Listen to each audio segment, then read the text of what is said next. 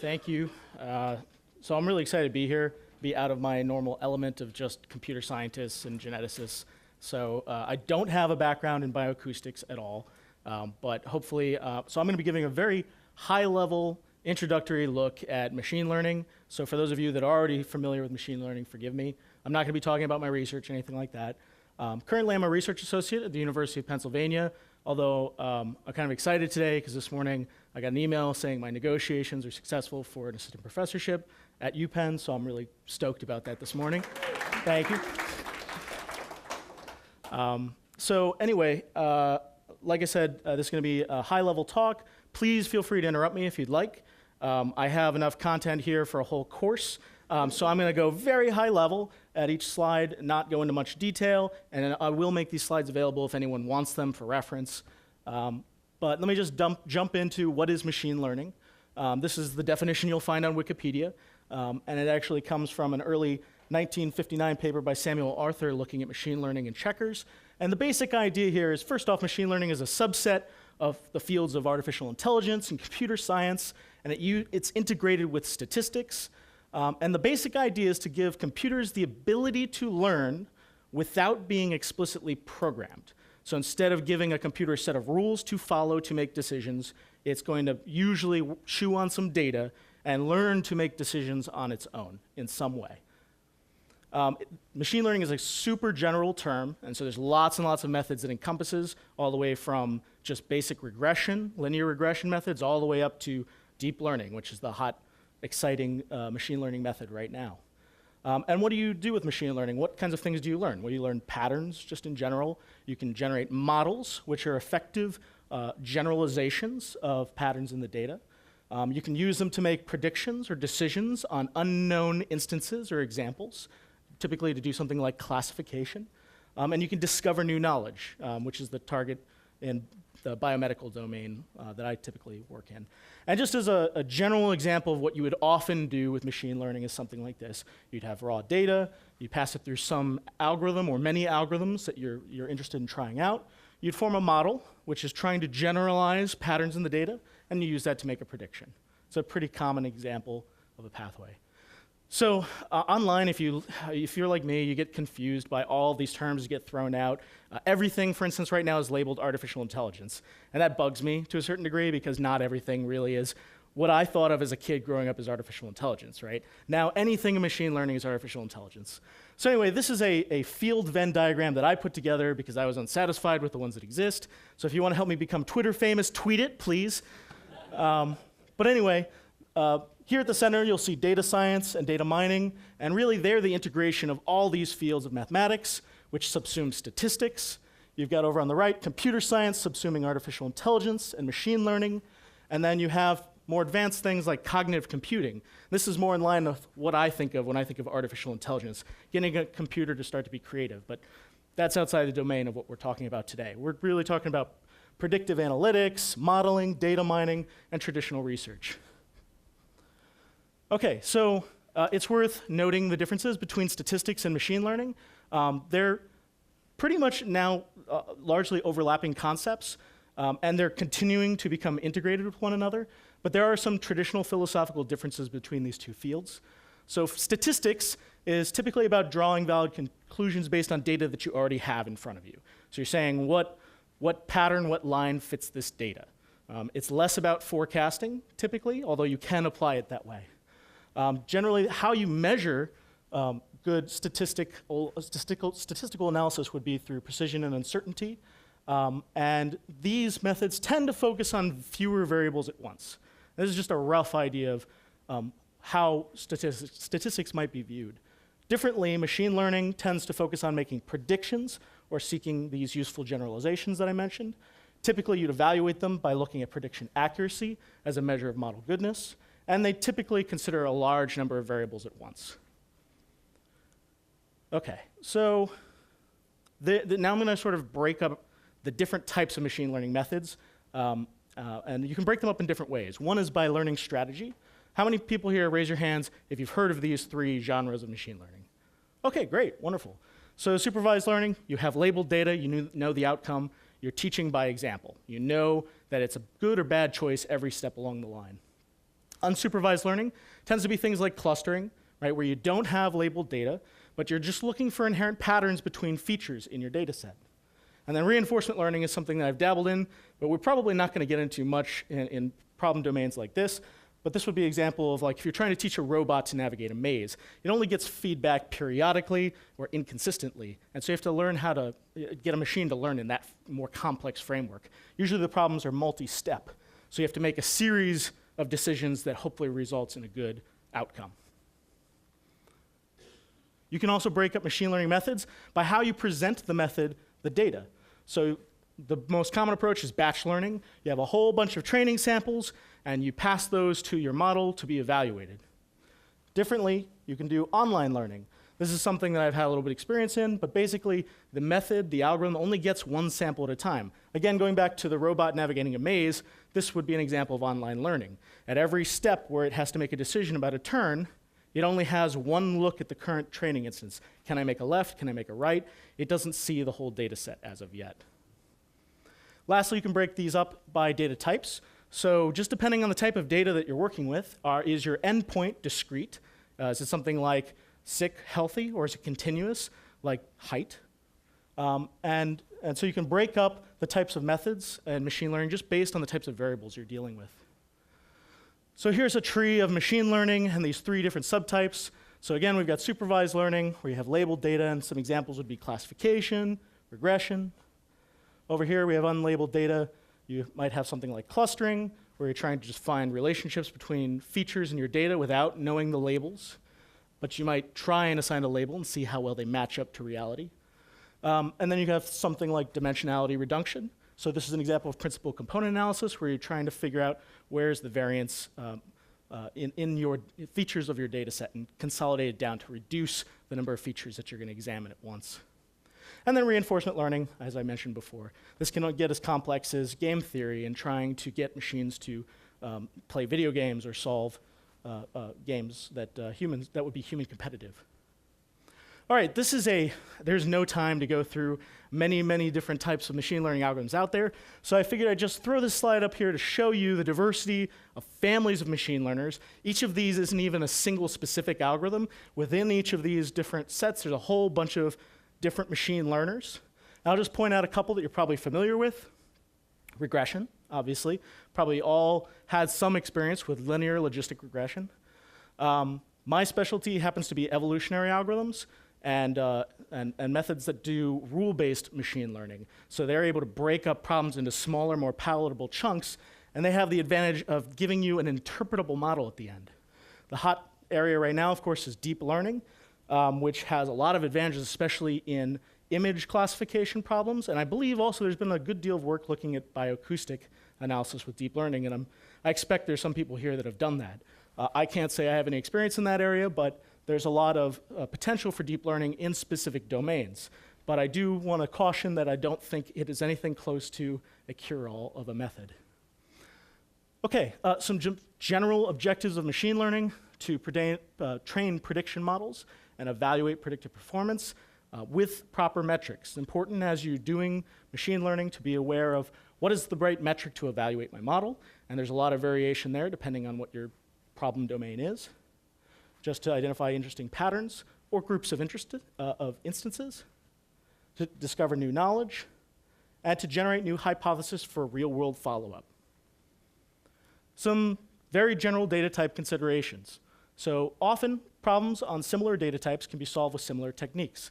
So in my field of bioinformatics, there's a family of machine learning algorithms that we tend to turn to because we're a big data problem, there are complex patterns, and so that sort of filters out the machine learners that we can even practically apply to our problems. So I'm sure that's similar here in bioacoustics. There's a family of algorithms that have already been applied, or maybe there's some other fields where they have been faced with similar problems, and so they might be able to steal some of what are the methods that have been working well for them that you haven't tried out in your field as of yet. But data can come in many forms. So first off, you have things like vectors and lists. So think genome-wide association studies. That's where you collect a bunch of variables on the human genome. Lists, this might be something like electronic health records, again in my domain, where you have data on a patient, but not all the patients have all the same entries. So some patients do or do not have this drug, yada, yada. And there's challenges just in the form of data difference that we see here. Then you have things like matrices. So this could be, think in terms of like Netflix. If the user liked this product, they also like this product, or I should say movie. You could also use matrices if you're doing something like a BLAST comparison, looking at sequence similarity between different creatures. Then you have something like images. They can just be thought of as 2D arrays of numbers, but it's important to note, and this is where deep learning becomes useful, is that there are larger patterns, spatial elements to images that just representing them as a series of list values won't capture. Then you have videos, just images with a temporal component. Trees and graphs, this might be examples of ontologies or networks. String data, very challenging to work with in many cases. This is where natural language processing starts to come into play. If you have unstructured data, like a doctor just writes out patient, some general notes on a patient, how do you turn that into useful structured data that you can then do machine learning on? And then compound structures that combine some elements of perhaps many of these. Okay, some other just basic feature characteristics. Your data can be categorical, ordinal, continuous, unstructured. I'll just kind of peruse over this really quickly, but it's important to know that when you set up to do machine learning, the types of variables that you have need to be treated potentially very differently by the machine learner. For instance, in categorical data, if you encode sex with a 0 and a 1, you want them to be treated as distinct variables. You don't want the machine to think that 0 is less than 1, right? So a machine is kind of stupid at the end of the day. You have to be aware of how the machine is going to interpret the data that you hand it. So where do you start in selecting a method? This is like the ultimate question, machine learning application, and I'm sad to say there's no easy answer, but I'll do my best to give you some good advice. First off, if there's a strong, simple relationship among variables in your data, most machine learners are going to be able to find it. That's not really a problem. You could run your same old logistic regression and be fine if the pattern is simple enough. It gets more challenging when the problem gets to include more variables, more instances, and more complex patterns. But generally, start with simpler methods if you know nothing about the problem. It's always a good place to start. Don't dive into deep learning if you haven't tried something basic first. With that in mind, don't just stick with your basic method, especially if it's not working. Bias can be a good and bad thing in machine learning. So it's a good thing, you can use expert knowledge, your domain expertise, to better structure the data and guide machine learning analysis. So for instance, if you expect or know there to be linear patterns, you might choose to use linear regression. Perfectly reasonable. Conversely, bias can also be a serious problem. The assumptions of any given machine learning model are very important to be satisfied in order for the results of your analysis or your interpretation to be valid. Right? So if you use poor expert knowledge is another example of bad bias. If your domain knowledge happens to be incorrect, you could guide the machine learning in the completely wrong direction. So whenever I tell people about how do you use expert knowledge in a domain, it's good to make it flexible in the machine so it can decide to ignore you if it thinks there's a better way. That's very useful in general. Okay, so here's an example, a classic example of making a poor assumption about data analysis. Here's some data. We've got triangles and circles. Those represent our two classes, and we're trying to use linear classification algorithm, in this case, a support vector machine, to differentiate the two classes.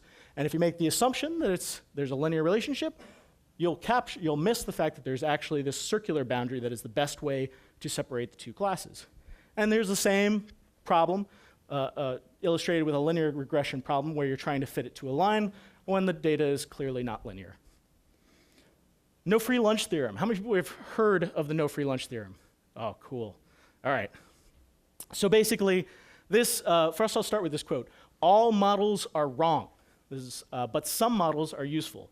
And this is an important thing to realize, is that all models are based on assumptions. They're a simplification of reality, and they will fail in certain situations. The no free lunch theorem basically says that no single algorithm model can perform optimally across all problems. So there is no one ring, okay? So assumptions that work well in some domains fail in another. And basically this theorem suggests that your ability to perform well in a domain relies on your ability to match a good machine learner to the problem at hand. This is not necessarily an easy task. So what this also suggests is that often a good approach is to take an ensemble approach. Try a selection of machine learners and see where they agree and where they disagree, or have them make their predictions together in concert with one another. It's also worth noting that the original theorem was developed under really strict, unrealistic real-world assumptions, and so it's a useful guide, but you shouldn't take away from this that it doesn't matter what machine learner you pick, because they're all not going to be great in all situations. What you should take away from this is that there's always going to be one method that should outperform another, but it's not always going to be best in all cases. Yeah, so a lot of my research focuses on this idea that I want to make an algorithm that is that it can handle very complex patterns that no others can, but I want it to reduce the number of assumptions that it makes about the data. My personal view is that if we can push machine learners or select machine learners that make fewer assumptions, they'll be better generalizable to more problems. Any immediate questions? Okay. Some just considerations when choosing an ML algorithm. Training time, it's sort of self-evident. You don't have a year necessarily to run a deep learner in some situations, so that might be a limitation for you. The number and importance of parameters. Most machine learning algorithms has these little knobs that you tweak. These are the parameters to sort of get them to work just right on your data. And figuring out how to tune those parameters can be very important to success. And every machine learner has its own set of parameters you can play with. Number of features in the data has a big influence on problem complexity. This is where you might turn to feature selection algorithms to help you focus on just the most important features in your data before moving on to machine learning. This is big in my field, interpretability. All right, this is a known drawback of deep learning. While it's very powerful, at the end of the day, if I took a deep learning model to the clinic and I asked a doctor to believe in its predictions on whether this patient has this form of breast cancer or this form of breast cancer, the doctor is going to want to understand how it's making those predictions before he's ever going to consider implementing it in the clinic. So we need methods that you can actually go back and understand how the decisions are being made. And then assumptions. There are lots of assumptions with different machine learners. I won't go into these in detail, but just be aware of that. Pitfalls. I'm not going to. I have a whole other talk I can give on machine learning pitfalls, so I just want to give you a quick outline. This is the typical data mining pipeline from raw data, pre-processing, where you might do transformation, feature construction, feature selection, moving on to the modeling phase, and then finally processing and knowledge discovery. And there are pitfalls that can be made the entire path, and I'll just touch on a couple highlighted in red. And if anyone wants this other talk too and just wants to see pitfalls, I'm welcome to share that. But the big one probably most of you have heard of is overfitting. So basically you're training a machine learner on data, and it starts to learn that data so well that it can only really make good predictions on that data. And as soon as you give it data that it hasn't seen yet, it's having trouble to fit it. So here's an example where we have these two groups, and a machine learner that's doing a good job generalizing draws this boundary. But if it starts to overfit, it's just learning these training examples very specifically. Here's another example. All right, so I'll just move on to missing data. This is a pet peeve of mine, especially in genomics. How do you handle missing data? Most researchers turn to imputation, basically guessing what missing value is there. And again, this is a pet peeve of mine. I realize that in some situations, you just have to get in a value because a lot of machine learning methods cannot deal with missing data at all. So you need to force a guess of the raw data so that you can even run the machine learner. So it's another area that I'm really interested in is pushing for machine learning methods to be able to be flexible enough to handle missing data neutrally, because I prefer not to guess when possible. Okay.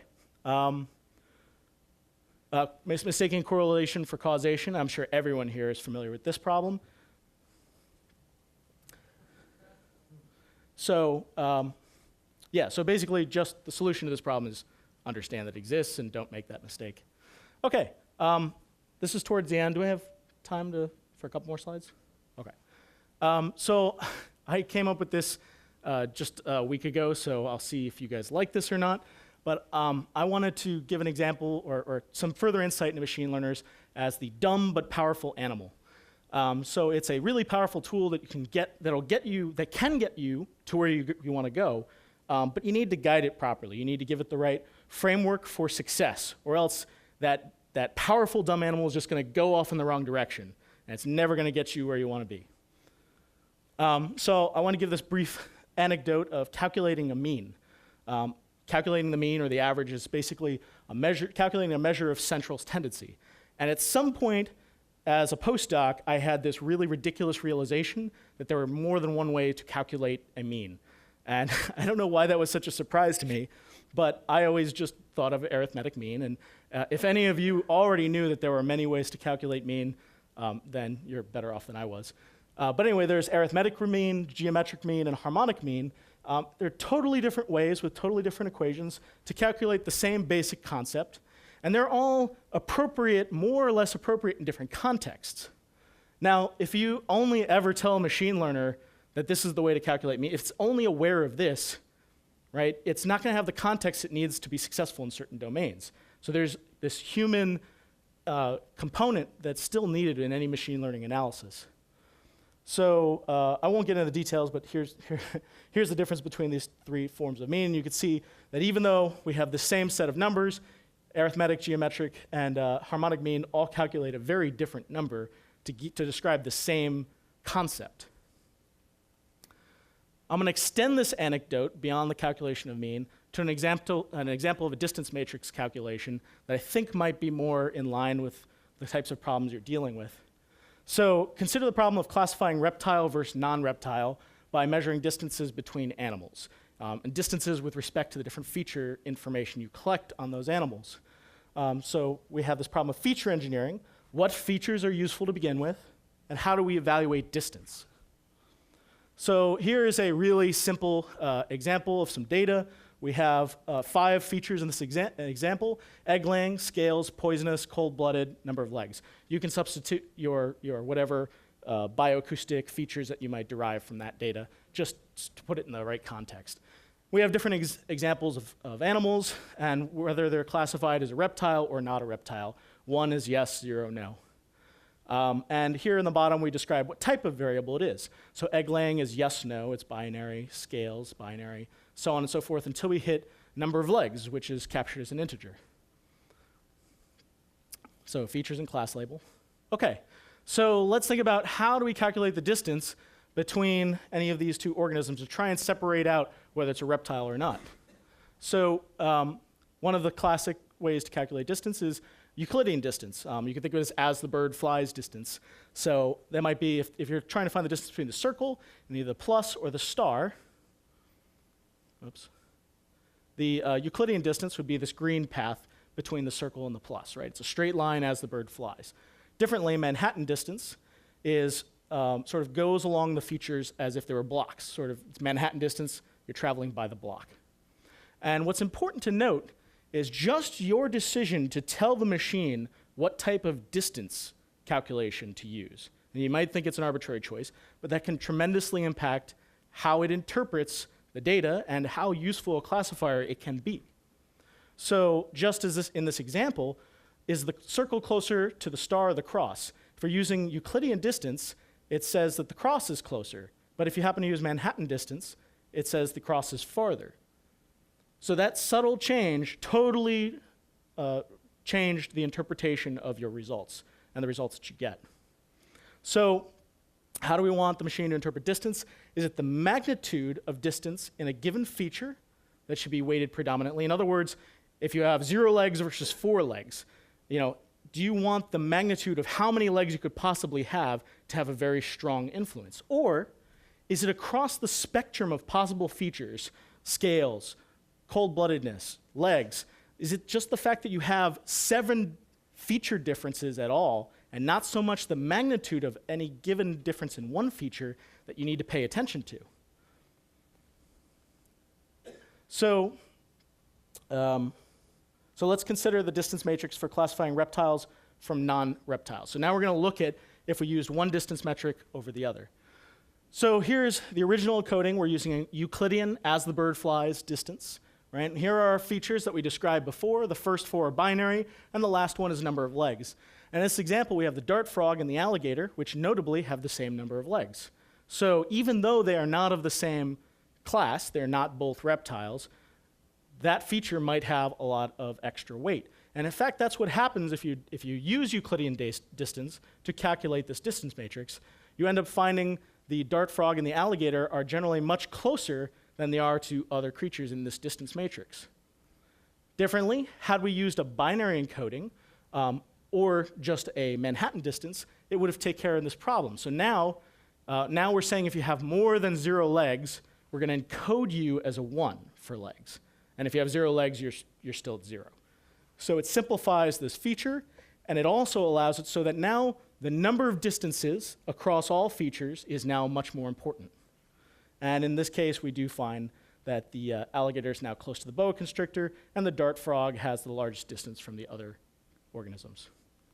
Okay, I'll just relate this briefly. I've done some work on feature selection, and we've actually run into the same problem in how do you represent distance calculations in terms of general data mining feature selection. And we found this to be extremely important. We have 2 new papers that were just accepted in the Journal of Biomedical Informatics. It'll be published soon. One's a review and one's a research paper on feature selection, if that is of general interest to you. I'll skip that. So some ongoing general directions in machine learning, just to make you aware if you're not already. Scaling up to big data, i.e. larger instance spaces and larger feature spaces is a big goal of the machine learning community.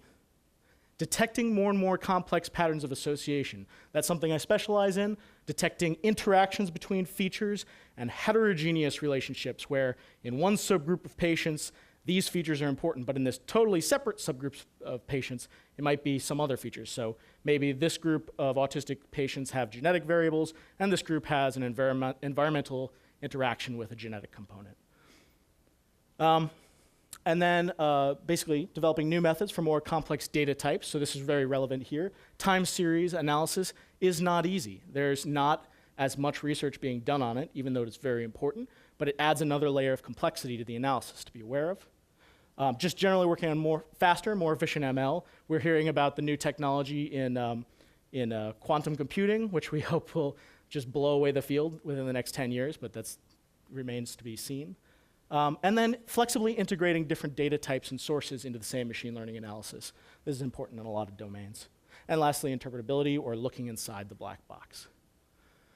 So I am not an expert on bioacoustic analysis, but clearly there's a lot of research that's being done in this area. I was actually blown away by how many papers I found just in a cursory initial search.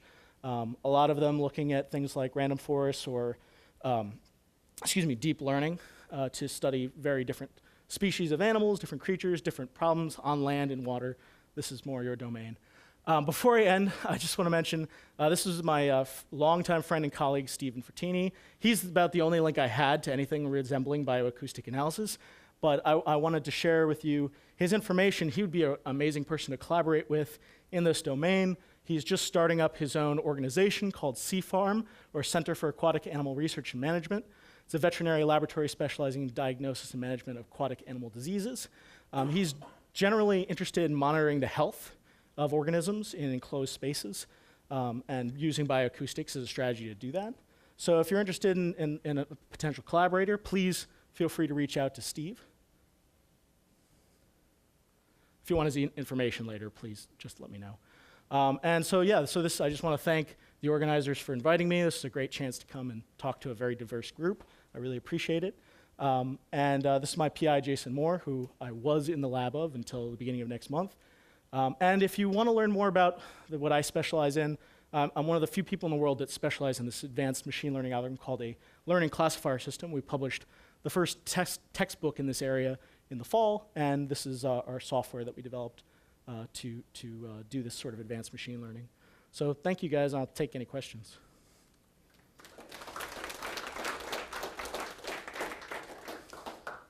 I'm just really surprised to hear you say that you don't think reinforcement learning is as relevant to our problem.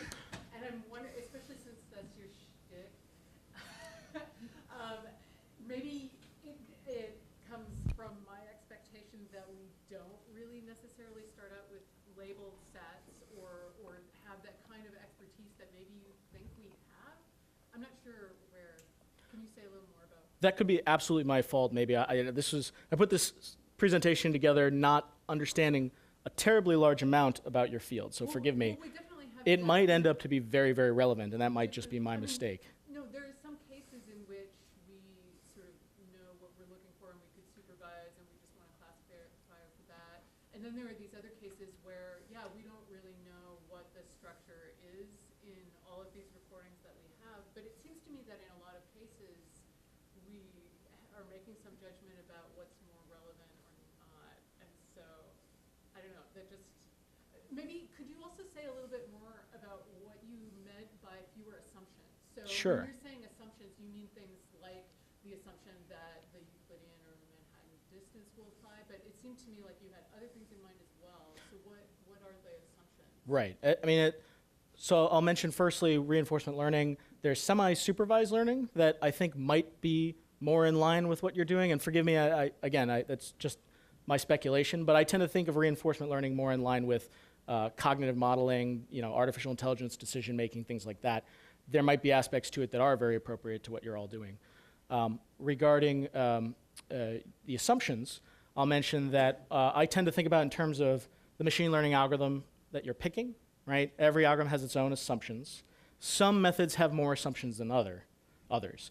And picking a method that is as flexible as possible to adapt itself to the data, I think is a direction that is very important to go in machine learning. Because right now, the top methods are sort of throwing the spaghetti against the wall and seeing what sticks. And that can work, but it's extraordinarily computationally expensive. I think our efforts in the long term will be better spent developing methods that don't say, okay, this is a linear pattern. I'm going to pick on linear regression just because it's easy and everybody understands it. But this is a linear pattern, and it has to fit these standards of the data has to be distributed normally, and the variance of the regressors have to be distributed normally, and all these other assumptions that are built into linear regression that actually most people that even run them don't think about. Probably not you guys, but most people don't necessarily think about these extra assumptions or are even aware of them. So other methods like deep learning is one that starts to break down the boundaries of what assumptions are being made. But there are still assumptions built into it. Like when you run a deep learner, so as a neural network, you have nodes passing into nodes that sort of pass information through the network, right? And you have to start the learning of that system by deciding on the structure ahead of time. And that's an assumption. How many layers do I put into the deep learner? How wide are the layers? Those all dramatically influence how the system works, how it performs, and the patterns it can capture. So having methods that are more and more flexible to self-adapt to the data at hand, I think is where I'm going when I say move towards less assumptions in methods. Did that answer your question? I can comment. I think there was confusion there. Reinforcement learning is different than unsupervised learning. And I think what you were talking about sounded like you were talking about unsupervised learning, right? So, there's lots of things that typically are unsupervised learning that come up in bioacoustics, but reinforcement is a much more specific thing that's like... Reinforcement is a great model of how receivers actually behave. Yeah, I could see that. So, Yeah. maybe. Yeah, I could see you could have tasks where a whole bunch of things happen, and then you can tell at the end whether something was successful or not, and that could be modeled as a reinforcement learning problem. Definitely. So. Yeah, because I'll say that as a general way of thinking of reinforcement learning is behavior modeling. Things that take many steps to make some action or some outcome occur. Yeah. Any other questions? All right. So thanks for that, Ryan. So in bioacoustics, you can kind of think of there's two ways some of these papers have approached it. One is to sort of take little snippets of sound and say, what's in here? Is it noise? Is it a signal? What signal is it? The other approach that I personally would kind of favor, we've been working on a little bit, is trying to detect transient sounds, because then we're actually getting signals that we care about and then classify them. When I look at sort of the biomedical literature, I don't see a lot of sort of analogies of that. Is there something literature that I'm missing where you're actually kind of trying to detect a transient signal and then do something with that? It seems like most of the literature is on images, or sometimes EKGs where you've got a big long series of things that you think are all the same, or you're looking for some regularity. But I might have to talk to you about this after the fact, Yeah. afterwards, just to better understand what you mean by transient signals, or was it? But there might be something with respect to outlier analysis in the types of machine learning that I'm used to thinking about.